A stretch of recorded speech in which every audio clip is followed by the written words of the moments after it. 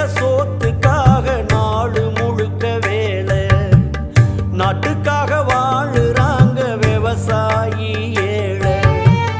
ரத்தத்தைய வேர்வ போல சிந்துறாங்க பூமியில, கஷ்டப்பட்டு பலனும் இல்ல, கண்ணீரு தான் கண்ணுல.